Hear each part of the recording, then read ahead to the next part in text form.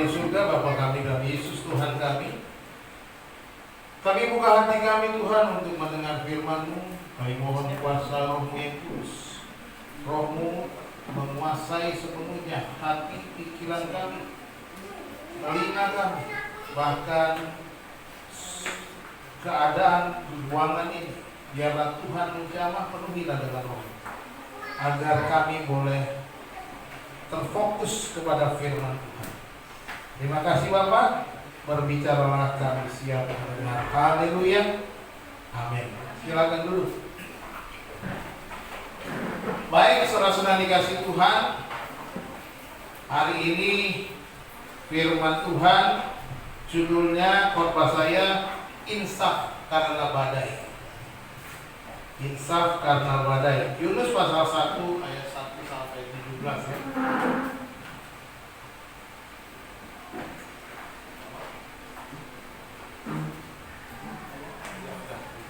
Pendahuluan. Nah, saudara-saudara dikasih Tuhan, kehidupan kita kalau kita memperhatikan sama seperti kapal yang berlayar di samudera yang luas ya. Ini kehidupan kita. Kapal itu berlayar di samudera luas, melewati gelombang, badai, ada badai yang kecil, ada badai yang besar ya. Kita bisa bayangkan, siapa yang di sini yang pernah naik kapal? Nah, udah pernah naik kapal, bisa bayang kalau yang Kupang ya.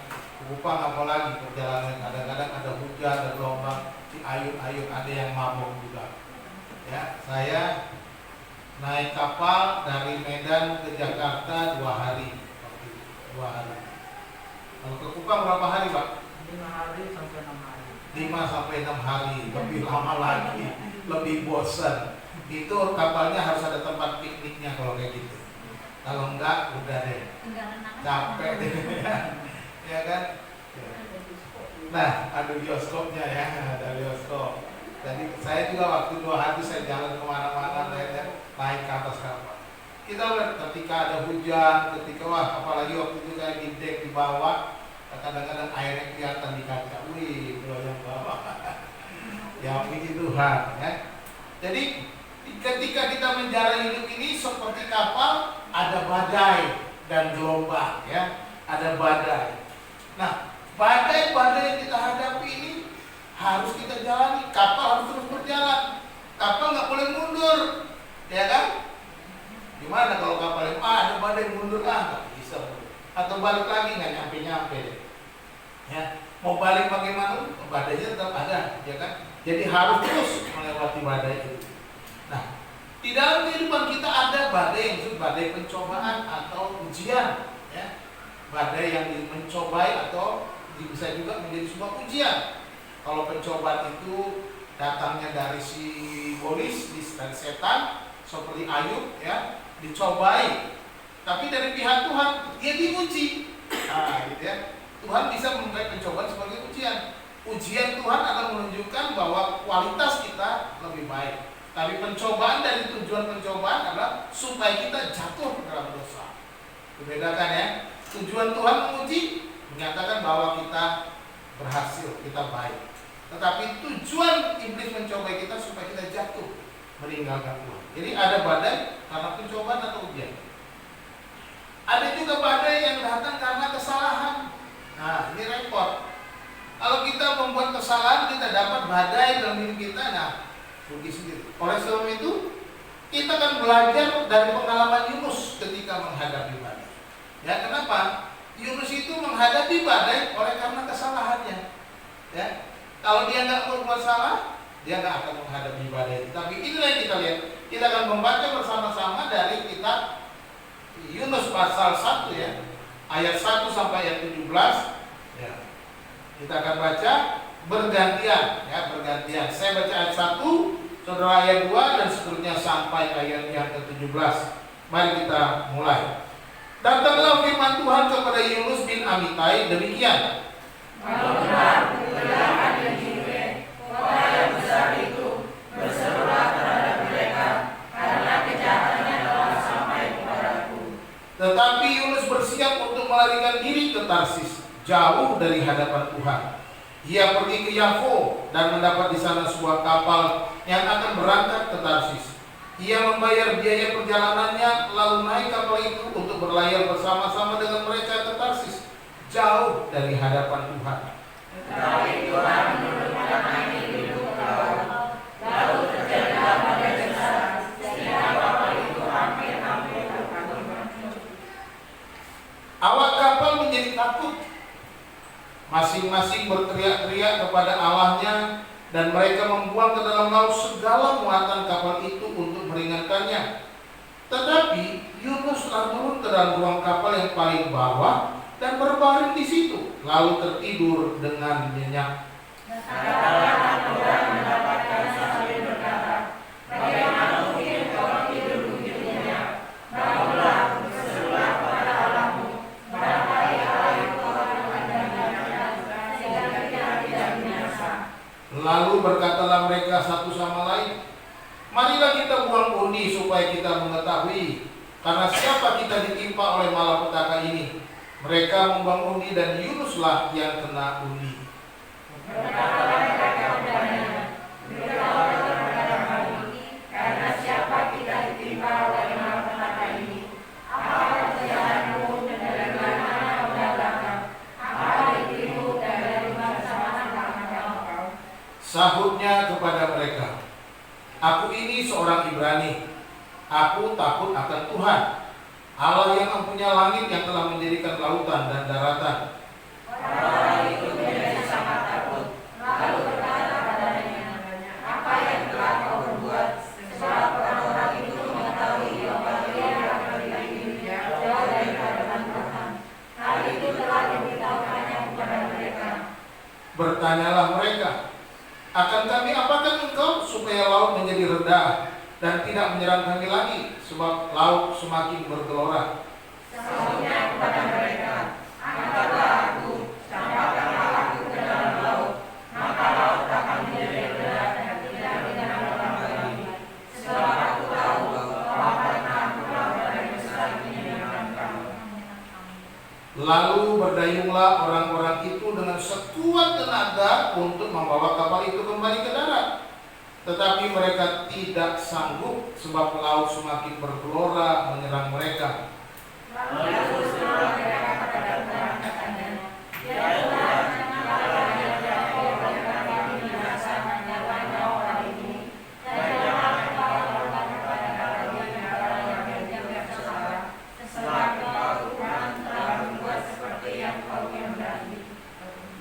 Kemudian mereka mengangkat Yunus, lalu mencampakkannya ke dalam laut, dan laut berhenti mengamuk. Orang-orang itu menjadi sangat takut kepada Tuhan, lalu mempersembahkan korban sembelihan bagi Tuhan setelah meninggalkan raja. Maka atas penentuan Tuhan datanglah seekor ikan besar yang menelan Yunus, dan Yunus tinggal di dalam perut ikan itu 3 hari 3 malam lamanya. Amin. Demikian firman Tuhan. Saudara-saudara, kasih Tuhan dapat dinyatakan melalui badai. Amin. Wow, ternyata Tuhan juga bisa menyatakan kasih-Nya melalui berbagai persoalan hidup kita. Kita melihat bagaimana kasih Tuhan bukan hanya dinyatakan kepada Yunus, tetapi kepada seisi kapal dan juga kepada orang-orang Niniwe, ya. Dengan badai yang harus dialami oleh Yunus, oleh karena kekeliruannya, karena kekerasan hatinya, oleh karena kesalahannya. Tetapi kita mau supaya hindarilah badai karena kesalahan, ya. Karena tanpa buat kesalahan saja kita juga akan menghadapi badai, yaitu ada persoalan. Jadi apalagi kita bersalah, banyak persoalannya. Nah, kita akan belajar hari ini ada 3 hal dari firman Tuhan tentang insaf karena badai ini, ya. 3 hal, 3 perkara yang kita lihat tentang kebenaran-kebenaran firman Tuhan. Yang pertama, bahwa Tuhan mengizinkan badai di dalam hidup kita. Tuhan mengizinkan pencobaan, Tuhan mengizinkan pergumulan, Tuhan mengizinkan persoalan demi persoalan akan dihadapi setiap orang yang percaya. Entah itu kita karena kesalahan, entah itu karena hal-hal biasa, tetapi Tuhan mengizinkan. Sebagai contoh, pada saat ini kita menghadapi pandemi COVID-19. Ini adalah badai pandemi yang begitu besar yang harus kita lewati. Ya. Dan kita harus berjalan terus. Kita harus bertahan bagaimana supaya tetap berkenan kepada Tuhan. Nah, Tuhan mengizinkan badai dalam hidup kita dan kita tidak boleh mengeluh, tidak boleh menyalahkan Tuhan. Tidak boleh menyalahkan orang lain, tidak boleh menyalahkan Cina, tidak boleh menyalahkan Amerika, tidak boleh menyalahkan siapapun. Kalau memang benar mereka sengaja membuat ini, itu tidak menjadi persoalan. Tetapi Tuhan mengizinkan. Bisa saja Tuhan memakai orang-orang jahat untuk mengacaukan dunia ini. Bisa saja Tuhan memakai kuasa kegelapan untuk menyerang kita. Tetapi kita tidak perlu mencari kambing hitam. Kita tidak perlu mencari siapa yang bersalah. Sadarilah bahwa Tuhan sudah mengizinkannya dan kita harus melewatinya. Sadarilah bahwa Tuhan sudah mengizinkan, kita harus menghadapinya. Jangan pernah menyalahkan siapa, mengeluh darahkan. Jangan sampai menyalahkan Tuhan. Jangan bilang, Tuhan, aku sudah rajin ke gereja, aku rajin berdoa, aku rajin baca Alkitab, kenapa harus ada badai ini? Enggak perlu. Hadapi, jalani bersama dengan Tuhan. Pemazmur pasal 23 bilang apa? Sekalipun aku berjalan dalam lembah-lembah kekelaman, aku tidak takut bahaya, sebab Engkau besertaku. Ini yang harus kita pegang. Pandemi sekalipun, percayalah Tuhan sedang menyertai kita. Gadamu dan tongkatmu itulah yang menghibur aku. Jadi Tuhan mengizinkan Pak. Kita lihat Yunus melarikan diri. Ayat yang ketiga dibilang begitu ya. Tetapi Yunus bersiap untuk melarikan diri ke Tarsis, jauh dari hadapan Tuhan. Ia pergi ke Yapo dan mendapat di sana sebuah kapal yang akan berangkat ke Tarsis. Ia membayar biaya perjalanannya, lalu naik kapal itu untuk berlayar bersama-sama dengan mereka ke Tarsis, jauh dari hadapan Tuhan.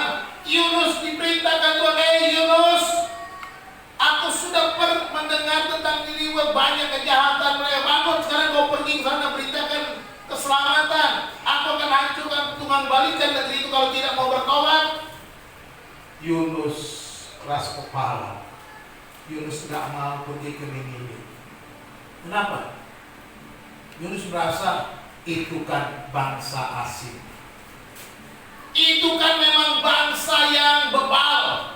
Itu kan memang bangsa yang tidak mengenal Allah, tidak menyembah Tuhan Allahku, Allah Israel, Allah Yahweh. Dia merasa seperti itu. Kami ini bangsa khusus, bangsa pilihan yang Tuhan pelihara. Ngapain capek-capek pergi ke Niniwe? Yunus disuruh pergi ke Niniwe, tapi dia suruh ke sana, tapi dia pergi ke sana. Menjauh dari Tuhan. Luar biasa. Ya. Jadi badai yang dialami Yunus ini oleh karena bandelnya Yunus. Oleh karena dia mau melarikan diri dari hadapan Tuhan. Oleh karena dia tidak mau mengikuti perintah Tuhan. Dia sadar Tuhan itu Maha Kasih, akan mengampuni bangsa Niniwe kalau bangsa asing itu bertobat. Dia berharap supaya Tuhan hukum saja itu bangsa, musnahkan saja bangsa itu. Ngapain diurusin? Memang mereka bejat, mereka rusak, mereka kacau hidupnya. Biar saja mereka penyembah berhala itu habis dari muka bumi. Kira-kira itu yang ada di pikiran dan hati Yunus. Dia ada pikir, bodoh amat, gue mau pergi. Ya, dia pergi melarikan diri jauh dari hadapan Tuhan. Lihat ayat 3 itu, 2 kali dikatakan jauh dari hadapan Tuhan. Hati-hati saudara. Ketika kita mendengar firman Tuhan, ketika kita mendapat perintah Tuhan, jangan sampai saudara tinggalkan firman Tuhan dan lari jauh dari hadapan Tuhan. Ini bahaya. Ketika kita menjauh dari hadapan Tuhan, maka siap-siap Tuhan mau tarik lagi. Dan cara menariknya bisa menyakitkan. Ya. Saya belajar dari itu. Kita tidak bisa lari dari hadapan Tuhan. Kita tidak bisa menjauh dari hadapan Tuhan. Sejauh-jauhnya saudara melangkah, sejauh-jauhnya saudara lari, sejauh-jauhnya saudara menghindar dari Tuhan, saudara tidak akan pernah jauh dari Tuhan. Amin. Tuhan tahu. Tuhan Maha Kuasa. Tuhan Maha Hadir. Dia tahu kau melarikan diri dari kebenaran firman Tuhan. Jangan lari dari firman Tuhan. Ketika kau mendengar firman Tuhan, lakukan firman Tuhan itu. Supaya apa? Supaya kau terhindar dari badai. Supaya kau terhindar dari persoalan yang lebih berat, yang akan mengancam hidupmu, yang menekan engkau, yang membuat engkau stres, membuat engkau tertekan. Jangan sampai. Yunus dengan santainya beli tiket kapal, pergi ke Tarsis, menjauhi Niniwe. Dia berangkat dari Yafo, dia beli tiket, lalu santai dan tidur di buritan kapal di bawah. Santai, nggak mau dipikir, nggak mau pusing. Bodoh amat, pusing amat. Dia pergi menjauh dari. Dia pikir dah arahnya sudah beda. Ya, tidur paling bawah, Tuhan sudah nggak lihat. Hati-hati. Kalau engkau berpikir bahwa Tuhan sudah nggak lihat perbuatanmu, hati-hati. Tuhan melihat engkau sembunyi di mana. Kau buat dosa, Tuhan melihat engkau sembunyi di mana. Engkau lakukan di mana. Nggak ada orang yang tahu. Tuhan tidak melihat. Tuhan Maha melihat. Badai nanti siap-siap datang. Perhatikan itu. Akhirnya ayat 4, Tuhan menurunkan badai. Ayat 4, tetapi Tuhan menurunkan angin ribut ke laut. Ya, catat baik-baik. Siapa yang menurunkan? Tuhan dikatakan. Jadi badai ini bukan sekedar badai yang tiba-tiba terjadi, tetapi Tuhan menurunkan angin ribut ke laut, lalu terjadilah badai besar dikatakan. Sehingga kapal itu hampir-hampir terpukul hancur. Ini betul-betul badai yang hebat. Kapal hampir terpukul hancur. Ayat 5 bilang, awak kapal menjadi takut, masing-masing berteriak-teriak kepada Allahnya. Mereka berseru mendengar Allah-Allah mereka masing-masing kepada dewa-dewanya, dan mereka membuang ke dalam laut segala muatan kapal untuk meringankannya. Wow, segala usaha dilakukan. Tetapi Yunus telah turun ke dalam ruang kapal yang paling bawah dan berbaring di situ, lalu tertidur dengan nyenyak. Luar biasa Yunus, tidak peduli, nggak peduli. Ya. Tuhan menurunkan badai. Semua sudah berusaha, mereka berdoa menyembah kepada dewa-dewa masing-masing. Tidak ada jalan keluar. Barang-barang semua yang memberatkan kapal, dibuang semua supaya kapalnya ringan, supaya jangan tenggelam. Tidak ada jalan keluar. Apa yang kita belajar? Segala usaha apapun itu tidak akan menyelesaikan persoalan kalau Tuhan sudah menurunkan badai. Segala usaha kita tidak akan berhasil. Akhirnya kita lihat Yunus kena undi, ya, kita lihat ini. Nakoda kapal turun ke buritan ke tempat Yunus itu. Dia bilang, Ayat 6 itu. Bagaimana mungkin engkau tidur begitu nyenyak? Bangunlah, bersembah kepada Allahmu. Dia bilang. Dia berharap Yunus berdoa kepada Allahnya seperti yang lain berdoa kepada Allah-Allah mereka. Barangkali Allah itu mengindahkan kita sehingga kita tidak binasa. Lalu berkatalah mereka satu sama lain, marilah kita buang pundi supaya kita mengetahui karena siapa kita ditimpa oleh malapetaka ini. Mereka membuang pundi dan Yunuslah yang kena pundi. Artinya apa? Tuhan tahu di mana engkau berada. Kita tidak bisa lari dari hadapan Tuhan. Kita tidak bisa menjauh dari hadapan Tuhan. Dan ketika Yunus sudah menjauh, Tuhan membuat dia ditemukan nakoda kapal yang dia sedang tidur nyenyak dan bilang, kamu ngapain? Bangun, bangun, ini kapal sudah mau hancur. Badai besar terjadi. Berdoalah kepada Allahmu, siapa tahu Allahmu itu akan menolong. Lalu mereka buang pundi semuanya. Siapa nih yang membuat kapal ini menjadi masalah?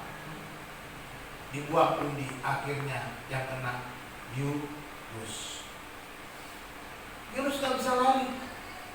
Dan saya percaya undi itu dibuang dan Tuhan menunjukkan, Neo pembuat masalah, Yunus troublemaker, Yunus yang membuat aku menurunkan badai, Yunus yang membuat aku kalian mengalami badai besar ini. Yunuslah orangnya yang telah kuperintahkan pergi ke Niniwe, dia pergi ke Tarsis.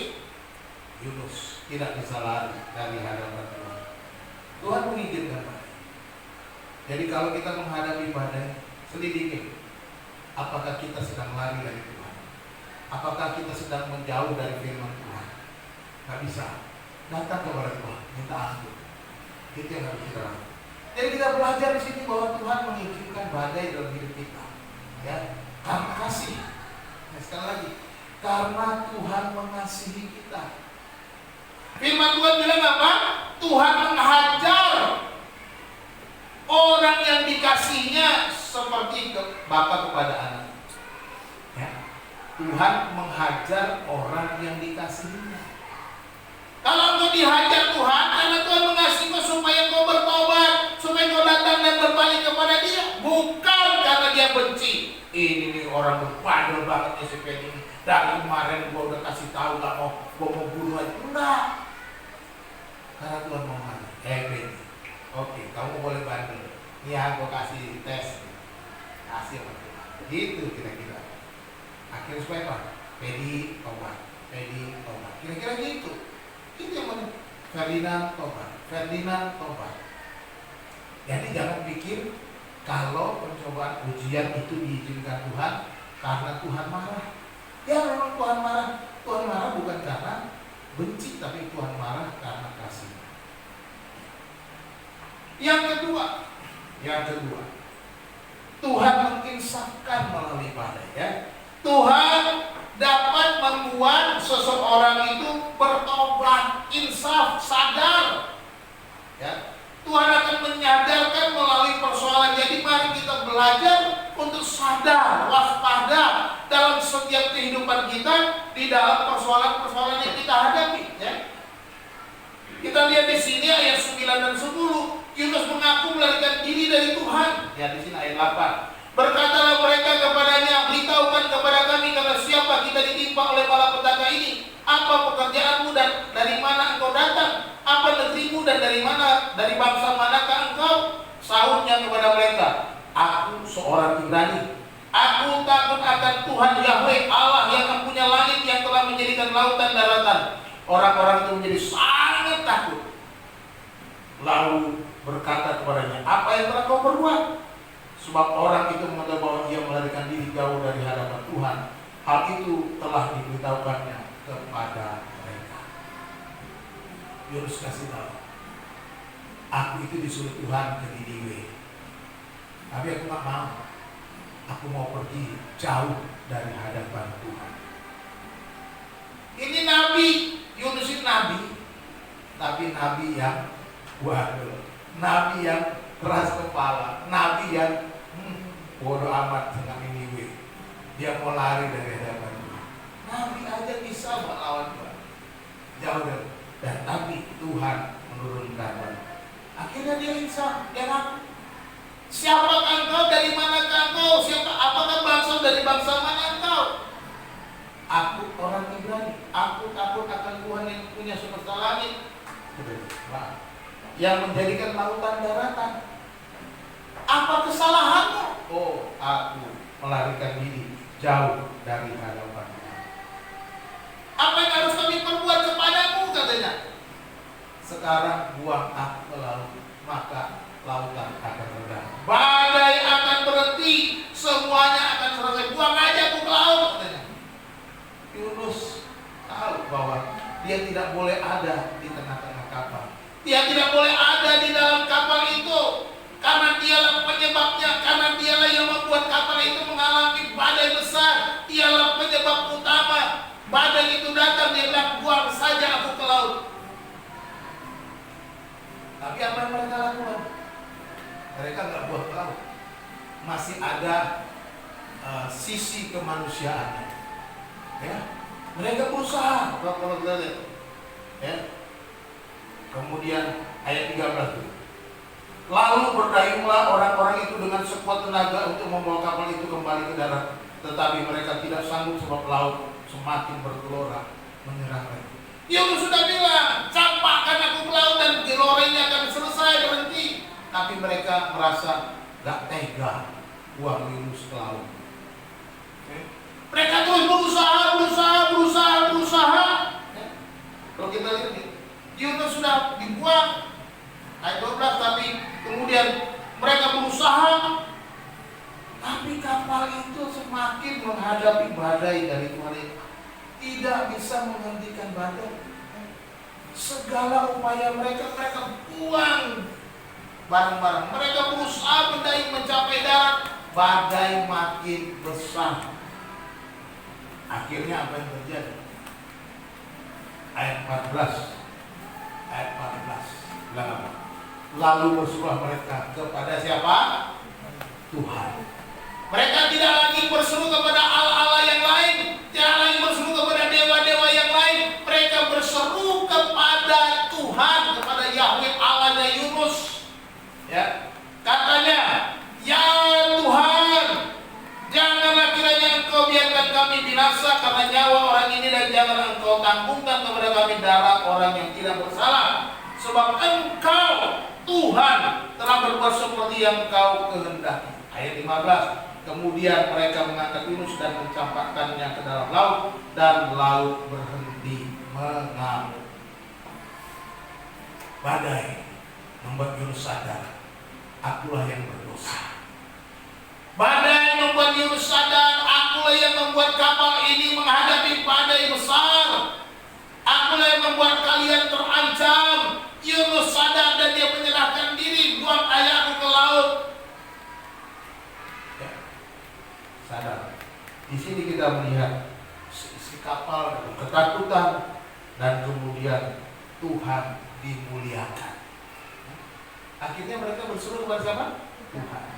Tuhan dimuliakan ketika mereka membuang Yunus. Tuhan, jangan timpakan kepada kami darah orang yang tidak bersalah. Artinya mereka berserah penuh kepada Tuhan. Mereka mengenal Tuhan. Badai membuat Yunus bertobat. Badai membuat orang mengenal Tuhan. Badai membuat orang berseru kepada nama Tuhan. Seharusnya kehidupan kita harusnya membuat orang lain mengenal Tuhan.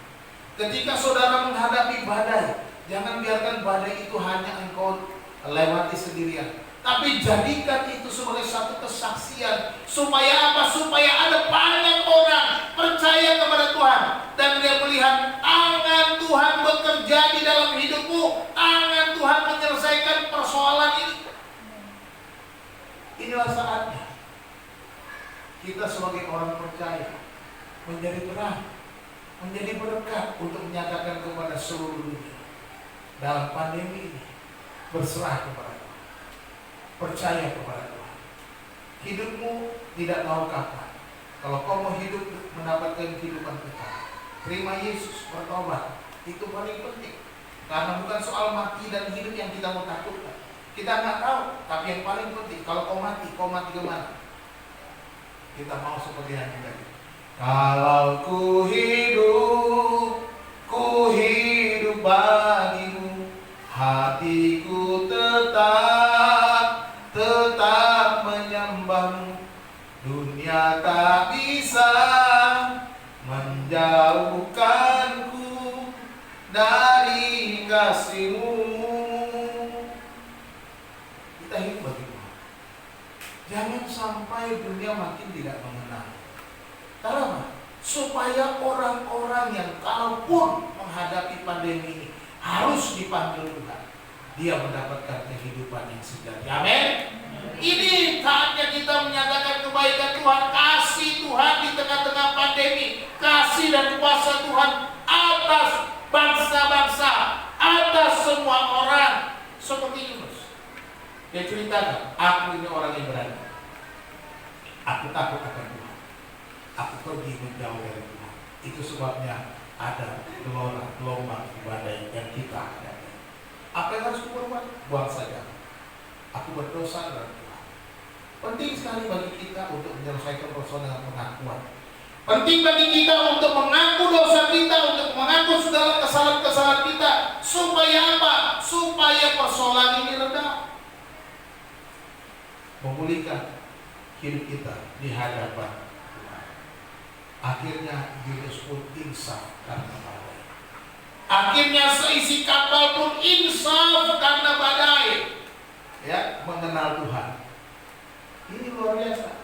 Mari kita jadikan pandemi kesempatan supaya semua orang sadar, insaf, bertobat karena persoalan pandemi.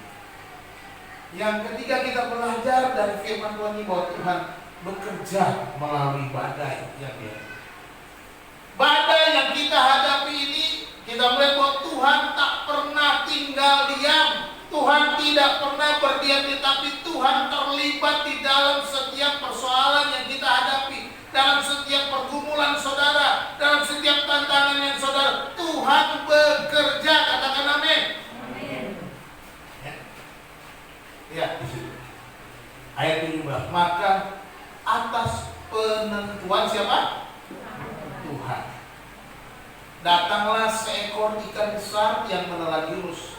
Dan Yunus tinggal di dalam perut ikan itu 3 hari 3 malam lamanya. Ayat 4 bilang apa? Tetapi Tuhan menurunkan angin ribut ke laut. Ayat yang keempat ya. Ayat 4 nanti Tuhan menurunkan angin ribut. Ayat 17 maka atas penentuan Tuhan, ketetapan Tuhan, atas kuasa Tuhan, datanglah seekor ikan besar menelan Yunus. Bukan ikan paus ya. Jadi kalau ngajar anak-anak ikan paus, memang paus itu ikan yang besar ya, tapi nggak disebut ikan paus. Maksudnya ikan besar saja, di mana Yunus bisa ditelan hidup-hidup. Dan Yunus masih hidup di dalam perut ikan itu selama 3 hari 3 malam. Ini menunjukkan bahwa Tuhan berdaulat atas ciptaannya ya. Tuhan berdaulat atas ciptaannya. Yunus akhirnya bertobat di dalam perut ikan. Ya, kalau kita baca pasal 2 ayat 7 sampai 9. Ini di dalam perut ikan dia berdoa ya, ayat 2 sampai ayat 9 itu. Tapi saya baca ayat 7. Ketika jiwaku letih lesu di dalam aku, katanya. Teringatlah aku kepada siapa? Tuhan. Dan sampailah doaku kepadamu ke dalam baitmu yang kudus. Mereka yang berpegang teguh pada berhala kesia-siaan, mereka lah yang meninggalkan dia, yang mengasihi mereka dengan setia. Tetapi aku dengan ucapan syukur akan kupersembahkan korban kepadamu. Apa yang kunazarkan akan kubayar. Keselamatan adalah dari Tuhan. Ketika dia selesai berdoa, keselamatan adalah dari Tuhan. Amin. Dikatakan ayat 10. Lalu berfirmanlah Tuhan kepada ikan itu, dan ikan itu pun memuntahkan Yunus ke darat. Ya, Tuhan bekerja. Sekalipun Yunus sudah membuang, aku campakkan aku ke dalam laut. Tuhan bekerja supaya Yunus bisa kembali bekerja buat Tuhan, supaya Yunus bisa menyatakan kasih anugerahnya kepada bangsa Niniwe. Dan Yunus ditelan oleh ikan besar, dan kemudian Yunus dan perut ikan itu menyadari, dan akhirnya dia berdoa kepada Tuhan dalam kesendirian, dalam kesepian, dalam kegelapan. Dia berseru-seru kepada Tuhan, dan dia percaya keselamatan adalah dari Tuhan. Ini penting, menyadari bahwa keselamatan itu dari Tuhan. Pergumulan kita yang kita hadapi, serahkan semua kepada Tuhan, dan Tuhan akan memberikan kelepasan. Tuhan akan memberikan kita kemenangan. Tuhan akan memberikan kita kelepasan dari persoalan yang kita hadapi, dan Tuhan akan mengeluarkan kita. Amin. Tuhan akan mengeluarkan kita dari persoalan kita, dan Dia tetap bekerja sampai hari ini, sampai selama-lamanya. Tuhan bekerja dalam hidupmu, dalam hidupku. Dia bekerja untuk menyatakan kuasa-Nya, untuk menyatakan kasih-Nya kepada kita yang percaya, kepada bangsa-bangsa orang-orang yang tidak percaya. Ini yang Dia lakukan. Ya. Yunus dimuntahkan ke darat. Ya, ayat 10 itu. Yunus akhirnya dimuntahkan. Ini menunjukkan bahwa Tuhan menjalankan rencananya dengan cara ajaib. Dia bekerja dengan cara ajaib. Kalau dipikir-pikir, tentunya Yunus di perut ikan harusnya mati selama 3 hari 3 malam. Ya. Tapi ini cara perlindungan Tuhan, providensia Tuhan, di mana Tuhan menetapkan ikan menelan Yunus, dan dia tetap hidup ketika dimuntahkan oleh ikan. Ya. Kadang-kadang Tuhan harus mengizinkan kita menghadapi kesendirian, menghadapi kegelapan. Tidak ada siapa-siapa untuk menyadari keselamatan itu datangnya dari Tuhan. Pertolongan itu datangnya dari Tuhan. Jalan keluar itu datangnya dari Tuhan. Inilah yang Tuhan izinkan ketika kita ada di dalam perut ikan. Ya. Seperti gambaran di mana ketika Yusuf dijual oleh saudara-saudara, sebelumnya dia dimasukkan ke dalam sumur. Dalam kesendirian itu, Yusuf di dalam sumur, dia berserah hanya kepada Tuhan. Dia hanya memandang ke atas. Karena apa? Sumur lubangnya ada di atas. Pertolongannya cuma dari atas. Dia nggak bisa kemana-mana, ke bawah sudah mentok, kiri kanan sekelilingnya sumur tanah. Tapi di atas ada lubang, di atas ada Tuhan. Dia hanya berharap ada pertolongan dari atas. Kira-kira seperti itu. Dan ketika Yunus ada di perut ikan, dia hanya berharap pertolongan hanya dari Tuhan, keselamatan dari Tuhan. Inilah yang harus kita hadapi, ini harus kita lakukan ketika kita menghadapi persoalan pertolongan hanya dari Tuhan, keselamatan hanya dari Tuhan. Dan badai akan Tuhan pakai untuk menyatakan kuasa dan kasih-Nya kepada banyak orang, kepada orang-orang yang kita kasih, kepada orang-orang di sekeliling. Tuhan akan memakai badai untuk menyatakan kasih dan kuasa-Nya. Luar biasa. Ya. Tuhan tidak pernah kewalahan menjalankan rencananya. Amin. Tuhan tidak pernah kewalahan, saudaraku. Walaupun kita sedang menghadapi pandemi, ingat baik-baik bahwa kita tidak akan melewati tidak akan pernah gagal. Ya, Tuhan tak pernah gagal. Seperti nyanyian kita. Ku percaya Kau Tuhan yang tak pernah gagal, menjadikanku lebih dari pemenang. Ku percaya Kau Tuhan yang tak pernah lalai, menepati janji-janji-Mu. Percayalah, Tuhan tak pernah gagal menyatakan kasih kuasa-Nya. Kita akan melewati masa-masa sulit. Ada banyak janji-janji Tuhan yang Tuhan sedang genapi dalam hidup saudara, dalam hidup saya. Jalani, pegang teguh janji Tuhan. Allah itu Allah yang setia pada janji. Dia akan memberkati semua. Dia bekerja melalui badai untuk memberkati hidup kita. Amin. Dia akan membuat kita. Seperti saya gambaran dari Mazmur 23. Ketika gembala itu menuntun domba-dombanya melewati lembah-lembah kekelaman, tujuannya untuk apa? Untuk mencari padang rumput yang hijau. Di mana di sini sudah habis, dia pergi cari, lewati lembah-lembah kekelaman. ya, untuk mendapatkan air yang lebih jernih, yang untuk memenuhi kebutuhan domba-dombanya. Demikian juga kita, badai ini akan kita lewati. Kita akan menghadapi menghadapi padang rumput itu, air yang tenang, dan kita akan dipuaskan. Saudara-saudara dikasih Tuhan, sebagai penutup, ya, kita belajar hari ini Tuhan mengizinkan badai. Tuhan mengizinkan badai. Tapi saya mau coba jangan pernah melawan kehendak Tuhan, agar badai hidupmu tidak terjadi karena kesalahan. Seperti Yunus, dia melarikan diri jauh dari Tuhan. Tuhan dapat mendatangkan badai besar karena ketidaktaatan kita. Kita harus sadari. Tuhan dapat mendatangkan badai besar oleh karena kesalahan kita. Lakukan dan hiduplah dalam kebenaran firman Tuhan. Jadi lakukan firman Tuhan. Yunus nggak mau perintah Tuhan dilakukan. Akhirnya Tuhan tarik dengan badai. Ya. Akhirnya Tuhan juga menginsafkan dengan badai. Sadar dan bertobatlah jika telah berbuat dosa. Jangan malah menjauh, makin melarikan diri. Tapi akuilah dosa. Aku menjauh dari Tuhan. Buanglah aku. Siap menerima hukuman. Ya. Siap menerima risiko ketika kita menghadapi kesalahan. Tuhan menerima orang dan mengampuni orang yang bertobat. Ya. Tuhan menerima dan mengampuni orang yang bertobat. Tidak pernah ditolaknya. Badai hidup adalah saat terbaik untuk kita mengevaluasi diri dan insaf. Ya.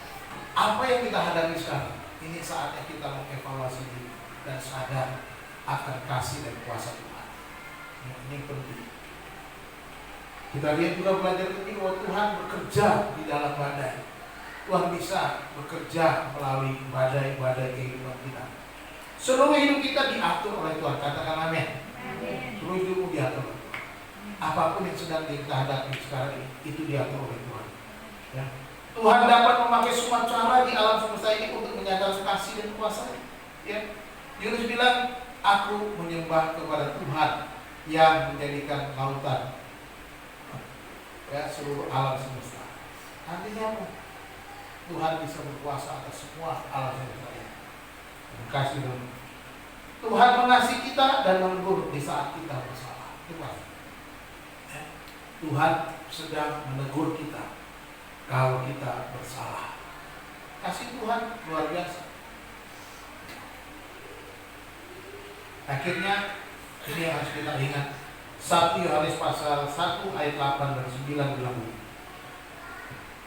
jika kita berkata bahwa kita tidak berdosa, maka kita menipu diri kita sendiri, dan kebenaran tidak ada di dalam kita. Kalau kita ngaku-ngaku berdosa, tidak ada kebenaran dalam kita, orang berdosa. Tetapi ayat 9 bilang apa? Jika kita mengaku dosa kita, maka Ia adalah setia dan adil. Allah itu setia dan adil, sehingga Ia akan mengampuni segala dosa kita dan menyucikan kita dari segala kejahatan. Katakan amin. Akuilah setiap dosa di hadapan Tuhan, agar Tuhan melepaskan kita dari badai yang mengancam hidup kita. Tuhan Yesus memberkati kita. Kita berdoa. Mari kita berdoa.